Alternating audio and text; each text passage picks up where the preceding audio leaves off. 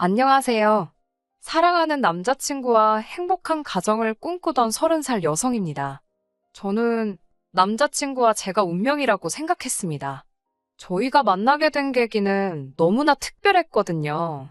지금으로부터 2년 전이었습니다. 대학교 시절 비교적 가깝게 지내던 동기가 카페를 차렸다며 언제 한번 커피 한잔 하러 오라고 연락을 해왔어요. 마침 그 카페가 제가 다니던 회사에서 멀지 않았기에 바로 다음날 찾아가게 되었지요. 대학교를 졸업한 뒤 바로 회사에 취직해 평범한 직장 생활을 하고 있던 저에게 자기 힘으로 카페를 차렸다는 친구는 무척 대단해 보였습니다. 아무튼 그렇게 친구의 카페에서 1시간 정도 머무르다 집에 왔는데요. 나중에 남자친구가 말하길 그때 카페에서 저를 처음 봤었다 하더군요. 전 사실 친구한테만 집중하고 있었기에 다른 손님들은 누가 있었는지, 몇 명이나 있었는지, 하다못해 정말 제 남자친구가 그 자리에 있었는지도 기억나지 않지만요.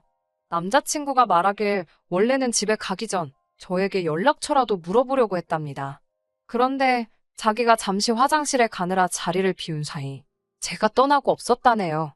카페 주인이 제 친구일 거라곤 상상도 못한 남자친구는 고민 끝에 어쩌면 카페에 대해서 후기를 쓴 사람들 중에 제가 있을지도 모른다는 생각을 하게 되었고, 그때부터 꼬박 일주일 동안 인터넷을 뒤져서 저를 찾아낸 거고요. 이후로 남자친구는 저에게 적극적으로 구애를 해왔습니다. 저도 그런 남자친구가 싫지 않았고, 그래서인지 저희의 관계는 급속도로 발전해 나갔지요. 그러다 사귄 지 1년쯤 됐을 무렵부터는 결혼에 대해서 진지하게 대화를 나누기 시작했습니다. 자연스럽게 양쪽 어른들께 인사도 드렸고요. 비록 상견례는 하지 않은 상황이었지만 남자친구 부모님도 저를 좋아하셨고 저희 부모님도 남자친구에 대해 호감을 가지고 계셨기에 상견례 자체는 솔직히 걱정을 하지 않았어요. 저도 남자친구도 이 결혼은 당연하다는 자신감이 있었달까요? 그래서 결혼한다는 전제하에 하나씩 하나씩 준비를 해나가기 시작했지요. 하지만 장밋빛 미래를 꿈꾸며 행복을 그려나가던 결혼 준비도 잠시뿐이었고 저는 결국 파혼을 선택할 수밖에 없었습니다. 일단 제가 파혼하게 된 이유를 말씀드리기 위해서는 속물 같지만 정확히 저와 남자친구가 어떤 상황에 있었는지, 조건은 어땠는지와 같은 것들을 이야기해야겠네요. 성격이나 외모야 정답이랄 게 없고 객관적이지도 못하니 말하지 않겠습니다. 소위 자식들 시집장가 보낼 때 부모님들께서 중요시하는 조건들만 놓고 이야기해 볼게요. 일단 저나 남자친구 둘 다 비슷한 수준의 대학을 졸업했습니다. 졸업 직후 저는 바로 외국계 광고회사에 취업을 했고요. 반면에 남자친구는 2년간의 수험 생활 끝에 7급 공무원이 되었다고 들었습니다. 이렇게 표현하면 좀 그렇지만 남자친구의 직장은 소위 철밥통이지요. 남자친구 표현을 빌리자면 진짜 큰 사고를 치지 않는 한 먹고 사는 걱정은 안 해도 된다며, 그래서인지 항상 자기 직업에 대해 자신만만했고 자부심이 넘쳤습니다. 월급이 적은 것에 대한 불만은 전혀 없는 사람이었고요. 자기 말로는 얻는 게 있으면 잃는 것도 있는 게 당연하다나요?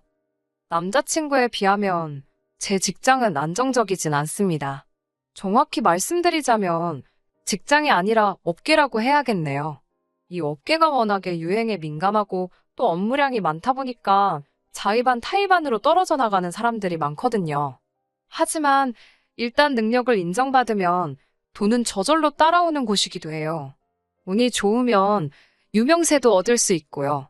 아무튼 저는 업계 내에서도 제법 큰 회사에 다니고 있었고, 그렇다 보니 동종업계 내에서도 연봉이 높은 편이었어요. 그렇다 보니 제 벌이가 남자친구의 2배쯤은 되더라고요. 하지만 이것도 남자친구는 저더러 주식으로 치면 단타에 불과하다며 농담처럼 깎아내리기 일쑤였어요. 정말이지 왜 그때는 그렇게 형편없는 사람인 걸 눈치채지 못했을까요? 말이 나와서 말이지만 성격도 개떡 같았어요. 앞서 남자친구와 제 성격이 다르다고 말씀드렸잖아요. 헤어진 마당에 제가 남자친구 성격을 굳이 포장할 필요는 없을 것 같고, 솔직히 남자친구는 별거 아닌 사소한 일에 대해 걱정을 크게 하는 성격이었습니다. 스트레스 받는 것에 정말 민감했고요. 공무원 시험을 준비하게 된 것도 그래서라고 했습니다. 비록 수험 생활 기간 동안에는 머리를 다 쥐어뜯고 싶을 만큼 괴로웠지만 앞으로 자기는 먹고 사는 걱정, 걱정은 안 해도 된다며 정말이지? 걱정이 하나도 없다고 너무 만족스럽다 했습니다. 지금이라면 질색팔색을 했을 남자친구의 성격이지만 그때는 정말 사랑에 콩깍지가 씌어도 단단히 씌었었나 봅니다. 남자친구의 저런 패기도 없고 도전하고 부딪히는 거 상상도 못하고 뭐든지 이 정도면 됐지 하고 넘어가는 그 안일한 성격을 멍청하게도 소탈하다고 생각했다니까요. 하지만 감사하게도 어머님 덕분에 그런 사랑의 콩깍지를 하루아침에 벗어던질 수 있었습니다. 남자친구의 생일을 앞둔 어느 날이었습니다. 남자친구가 다가오는 자기 생일날 어머님 아버님을 모시고 식사라도 하면 어떻겠냐고 묻더라고요. 사실 분위기 좋은 곳에서 로맨틱한 시간을 보내고 싶었던 터라 남자친구의 제안에 약간 김이 새더라고요. 하지만 생일의 주인공인 남자친구가 원한다니 따라주자 싶었습니다. 어려운 일도 아니었으니까요. 비록 남자친구의 생일이긴 했지만 어머님 아버님의 입맛을 고려해 한정식집으로 장소를 골랐습니다. 다행스럽게도 음식도 맛있었고 전반적으로 분위기가 좋았어요. 어머님께서 남자친구 자랑을 늘어놓기 전까지는 말이지요. 식사 후 이동한 찻집에서 어머님이 본격적으로 아들, 그러니까 남자친구에 관한 이야기를 시작하셨습니다. 당신 아들이 태어나서부터 인물 좋다는 소리를 어찌나 들었는지, 학창시절에는 얼마나 순했는지, 이제는 7급 공무원까지 되지 않았냐며 저더러 너는 참 복도 많답니다. 그러면서 7급 공무원은 정년이 보장되는 직업이라 노후 걱정도 없다는 방향으로 이야기를 끌고 나가셨습니다. 아니, 정년 보장이 안 되는 공무원도 있나요? 그놈의 7급 공무원 소리를 그 자리에서 거짓말 좀 보태서 한 50번은 들은 것 같습니다. 저도 처음에는 어머님의 아들이기도 했지만 제가 사랑하는 남자친구이기도 했기에 적당히 호응하며 분위기에 맞춰 듣기 좋은 대답을 해드리고 있었어요.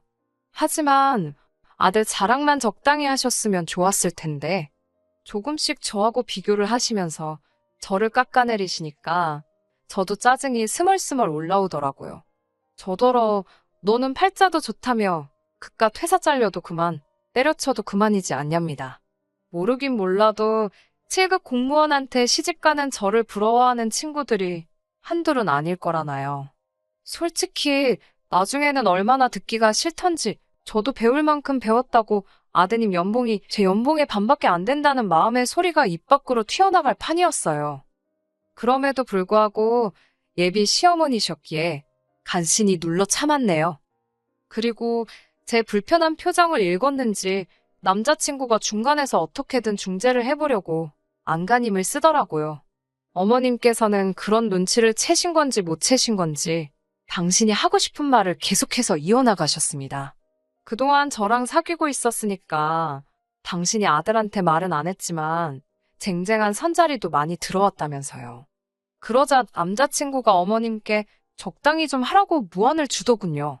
어머님께서는 아니, 솔직한 말로 내 아들이 잘나서 잘났다고 말하는데 그게 뭐 큰 잘못이냐며 저더러 안 그러냐고 물어오셨습니다. 거기다 대고 저도 저희 부모님한텐 잘난 자식이에요 라고 한마디 쏘아붙이고 싶었지만 이때도 한 번 더 참았습니다. 왜 참을 인자 3번이면 살인도 면한다잖아요. 그때 남자친구가 저를 가리키면서 어머님께 얘도 잘난 애라고 얘 앞으로 된 아파트도 있다며 쓸데없는 소리를 하더라고요. 아차 싶었지요. 제 앞으로 아파트가 있는 건 사실입니다. 대학교 졸업하고 직장 생활을 한 지 2년쯤 됐을 때였어요. 할머니께서 돌아가시면서 제 앞으로 1억 남짓한 돈을 남겨주셨더라고요. 생전에도 첫 손주라고 저에게 애정을 많이 주시던 할머니셨어요. 아무튼 할머니가 남겨주신 돈을 소중히 쓰고 싶다는 생각에 반년 동안 이런 한 푼 건들지 않고 통장에 고이 넣어두기만 했습니다. 그러다 어머니께서 그러지 말고 재테크를 해보라며 조언을 해주셨고 고민 끝에 아파트를 사는 쪽으로 결정을 내렸네요. 당연히 1억으로 살 수 있는 아파트는 없었기에 대출을 받아야만 했습니다. 아무리 아파트를 사기 위한 대출이었지만 젊은 나이에 대출을 받는다는 게 심리적으로 조금 부담스럽고 겁이 나더라고요. 저는 그렇게 나이 27에 비록 18평의 작은 규모였지만 제 이름으로 된 아파트를 갖게 되었지요. 게다가 제가 산 아파트가 재개발 구역에 포함이 될 거라는 소문까지 돌면서 지금은 가격이 크게 오른 상황입니다. 여전히 제가 갚아야 하는 대출이 1억 정도 있지만 처음 제가 투자한 돈과 현재 시세를 고려한다면 절대로 손해는 아니지요. 물론 남자친구는 단순히 제가 아파트 한 채를 가지고 있다 정도로만 알고 있지 이런 세세한 내용은 모릅니다. 숨겨진 내용과 상관없이 어쨌든 이게 재산하고 관련된 이야기다 보니 아무리 사랑하는 남자친구라 할지라도 시시콜콜 내용을 알리기가 조금은 껄끄럽더라고요. 실제로 제 지인 중 한 명이 이런 이야기를 듣더니 지금 돈 자랑하는 거냐 기분 나쁜 티를 엄청나게 냈거든요. 그 지인은 저보다 더 큰 집을 가지고 있었는데 말이지요. 그래서 이후로는 남자친구건 누구건 간에 아파트에 관해서는 최대한 말을 아끼는 편입니다. 아무튼 제가 아파트가 있다는 이야기를 들으신 어머님께서는 깜짝 놀라신 눈치였습니다. 그리고는 곧 저더러 넌 왜 그런 중요한 이야기를 안 했냐며 연신 어머머를 외치셨지요. 요란한 감탄사의 뒤이어 뭐가 그렇게 궁금하신지 질문 공세가 시작되었습니다. 언제 산 건지, 명의는 누구 건지. 그러더니 어머님께서 하시는 말씀이 결혼하면 알겠지만 부부 사이에는 원래 내 거, 네 거가 따로 없답니다. 그러면서 명의를 공동명의로 바꾸는 편이 좋겠다고 하시더군요. 어머님의 말씀에 황당하고 어이가 없어서 제가 어머님께 그럼 남자친구는 결혼할 때 무엇을 해올 거냐고 물었습니다. 저도 제가 왜 그런 질문을 했는지, 어떻게 그런 생각을 했는지 모르겠어요. 저도 모르게 갑자기 입에서 그런 말이 튀어나갔거든요. 어머님께선 한껏 당황하신 표정으로 그게 무슨 소리냐고 되물으셨고 제가 그랬지요. 제 아파트가 지금 6억 가까이 되는데 갑자기 공동명의를 이야기하시니까 그러면 남자친구가 3억 정도는 해와야 되는 거 아니냐고요. 그러자 어머님께선 그놈의 7급 공무원 소리를 또 꺼내셨습니다. 당신 아들이 평생 돈을 벌어올 텐데 저더러 계산을 해보랍니다. 그게 3억만 되겠냐고요. 아니, 이게 지금 수학의 문제가 아니잖아요. 그리고 설령 수학 문제라고 해도 틀린 답 아닙니까? 남자친구가 돈 벌어오는 동안 누가 저는 논다고 하던가요? 남자친구가 2달을 벌어와야 제가 한 달을 버는 것과 비슷합니다. 그런데 무슨 7급 공무원이고 나발이고. 그래도 어른하고 대화를 하는데 제 생각대로 너무 솔직하게 말하면 안 되겠다 싶더라고요. 저는 최대한 정중한 자세로 예의를 갖춰서 어머님께 말씀드렸습니다. 저는 앞으로도 제 능력이 닿는 한 계속해서 일을 할 거라고요. 그러니까 행여나 아드님이 앞으로 평생 얼마를 벌어올 건데 제가 마치 그 돈에 빌붙으려고 한다는 식으로 말씀하지 마시라 했지요. 그리고 그게 그렇게 걱정이시면 반반 결혼식을 올리고 생활도 반반씩 부담한다고 약속드리겠다 했습니다. 그러자 어머님께선 대뜸 저더러 너 아주 계산이 보통이 아니라며 다시 보인다고 그러시대요. 저는 정말이지 마지막 참을 인자를 그린다는 마음으로 알겠다고 어차피 제 아파트도 대출이 끼어 있으니까 그 대출만 한 번에 다 갚아달라고 말씀드렸습니다. 그러면 공동명에 한번 생각해 보겠다고요. 설마 6억짜리 아파트에 같이 이름을 올리면서 1억도 못 내놓겠다고는 안 하실 거죠? 라고 물었습니다. 그러자 이번엔 남자친구가 갑자기 버럭 화를 내더라고요. 대출이 있었냐입니다. 제가 요새 대출 없이 아파트 사는 사람이 어딨냐고 되물었어요. 아무리 세상 돌아가는 물정을 몰라도 정도껏 몰라야지 저렇게 호들갑인가 싶더라고요. 그런데 남자친구는 한껏 어이없는 표정을 지으며 이제까지 자기한테 대출의 디귿자도 꺼낸 적이 없지 않냐면서 결혼하면 자기가 벌어온 돈으로 대출 갚을 생각이었냐입니다. 아니, 이 모자는 자기들이 무슨 소리를 하는 건지 생각이란 걸 하고 있는 건가? 별의별 생각이 다 들더라고요. 남자친구한테 도대체 무슨 소리를 하는 거냐고 이제까지는 뭐 대출 내가 갚았지 다른 사람이 갚은 줄 아냐고 저도 지지 않고 따졌습니다. 근데 남자친구는 계속해서 대출이 있는데 말을 안 했다. 즉 자기를 속였다 이거에 꽂혔더라고요. 자기는 일평생 대출을 갚으면서 살 생각이 없다나 어쩐다나요. 웃긴 건 이 상황을 지켜보고 계시던 어머님께서도 당신 아들의 말이 황당한지 좀 가만히 있으라고 남편을 말리시는데 역부족이었습니다. 어머님께서 아파트가 6억이라지 않냐고 그럼 그 1억 갚아주고 같이 공동명의를 하면 되지. 왜 이렇게 난리 부르시냐고. 급기야 제 앞에서 남자친구에게 면박을 주고 계셨어요. 어휴, 그 꼴을 보고 있는데 어머님이 불쌍할 지경이더라고요. 남자친구는 6억이고 60억이고 안 팔리면 자기가 1억을 날리는 거라면서 자기는 그런 모험은 죽어도 못하겠답니다. 아니, 아파트가 왜 안 팔리냐고 어머님께서 아무리 설명을 해줘도 남자친구는 그래도 세상에 100%는 없다면서 자기는 그런 위험한 짓은 안 한답니다. 그러면서 저더러 대출은 알아서 갚으래요. 공동명의도 필요 없다면서 그냥 결혼하잡니다. 하지만 이미 멍청하고 한심한 남자친구의 모습도 봤지. 7급 공무원 자부심에 눈이 멀어버린 어머님도 겪어버렸지. 결혼할 마음이 싹 사라진 상태였지요. 저는 이 결혼 그냥 없었던 일로 하자고 했습니다. 남자친구는 영문을 모르겠다는 표정으로 자기를 속인 것도 이해해주고 넘어가준다는데 왜 제가 결혼을 못한다는 거냐며 어이가 없어 했어요. 어머님께서는 머리가 아프시다며 저희더러 마음대로 하라고 그러시곤 방을 나가버리셨고요. 어머님께서도 당신 아들이 저런 멍청인지는 모르셨던 건지 저는 남자친구에게 조곤조곤 왜 제가 파혼을 결심했는지 설명해 주었습니다. 하지만 알아들은 건지 어쩐 건지 결국 남자친구는 화가 많이 나서 씩씩거리며 먼저 찻집을 나가버렸어요. 그날 이후로 한 일주일 동안 남자친구는 계속해서 문자를 보내왔습니다. 기껏 한다는 소리가 저더러 일단 아파트를 팔아보래요. 아파트가 정말 팔려서 6억을 받을 수 있는지 자기 눈으로 확인만 한번 하게 해달랍니다. 그러면 자기가 1억이고 2억이고 부모님께 받아오겠다고요.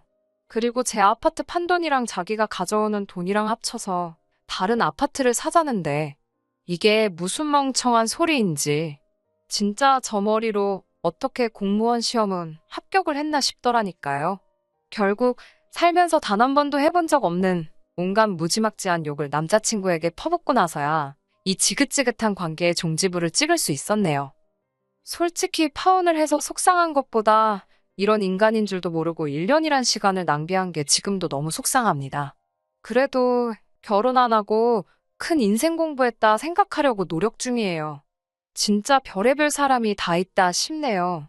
지금도 그 멍청이 어디 가서 7급 공무원이네 어쩌네 하고 어깨 펴고 거들먹거리며 다니고 있겠죠? 어휴, 다들 조심하세요. 보이는 게 전부가 아니랍니다. 끝까지 들어주셔서 감사합니다. 오늘의 사연은 여기까지입니다. 구독과 좋아요, 알람 설정 부탁드리고 더 좋은 사연으로 다시 찾아뵙겠습니다. 감사합니다.